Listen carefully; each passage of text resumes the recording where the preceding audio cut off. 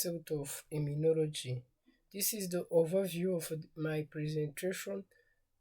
I'm going to talk about the ELISA and the application of it in clinical practice, vaccination and immunization.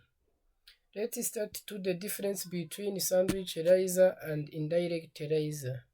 For the sandwich ELISA, it is a scientific technique that uses two antibodies to detect the presence of an antigen or antibody in a sample, while the indirect ELISA, it is the laboratory technique that detects antibody, antigen, protein, and hormone in bodily fluid.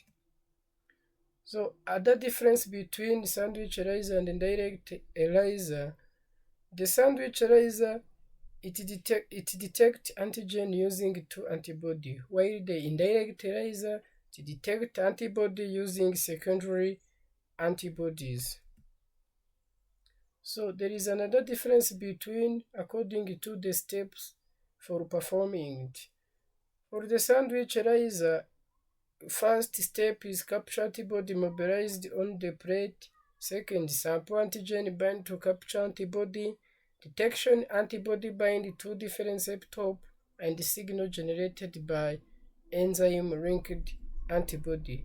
At the fourth step, on the indirect ELISA, the signal generated by adding the substrate. The next question is the application of ELISA in clinical practice.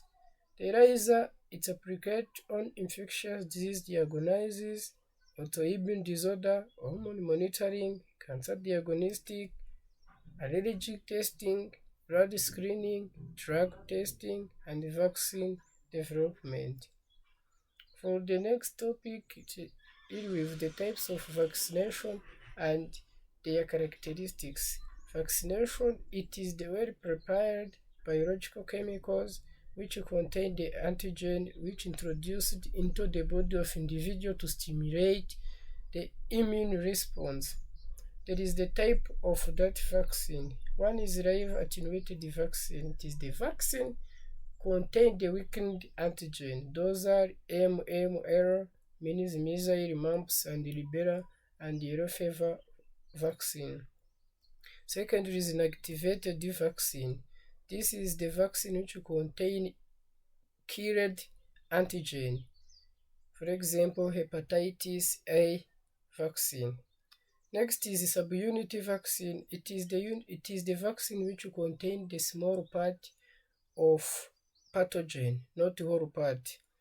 So the next type is toxoid vaccine. This is the vaccine which contain inactive toxin.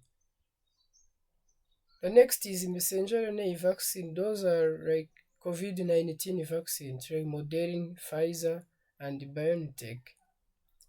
The next type is viral vector vaccine, DNA vaccine, and combination vaccine. For combination vaccine, it is the multiple vaccine which protect against multiple disease. Example, MMR, measles, mumps, and rubella. The next topic, it is herd immunity. By the definition, herd immunity is indirect protection when a large part of the population is immune. It has the benefit. First, the benefit breaks transmission chain. It protects vulnerable population and help control and eradicate disease. Also, the herd immunity, it has the challenge, which are the vaccine resistance, pathogen mutation, and global disparities. The next topic, it is the immunization. As also immunization, it is a process by which converting immune system of individual to be fortified. So in immunization, we have two types of immunization. We have the active immunization and the passive immunization. We are going to differentiate. For the active immunization, to stimulate immune response via vaccine or infection. For the active again, it is a long-lasting immunity. While the passive immunization, provide the preformed antibody for immediate protection. The next features of difference between active and passive immunization is the source of immunization. For active, it comes from the immune system is activated by exposure to antigens, while the passive immunity, its preformed antibody are obtained from another individual. Onset of protection. Active protection take time to develop while the passive immunization is immediate. Duration of immunity. Active immunization is long-lasting while passive is short-lived. By conclusion, to understand the difference between sandwich ELISA and direct ELISA, highlight the role in detecting antigen and antibody for clinical diagnosis. Vaccine and herd immunity are crucial for disease prevention, while ELISA aids in diagnostic, treatment, monitoring, and identifying biomarker.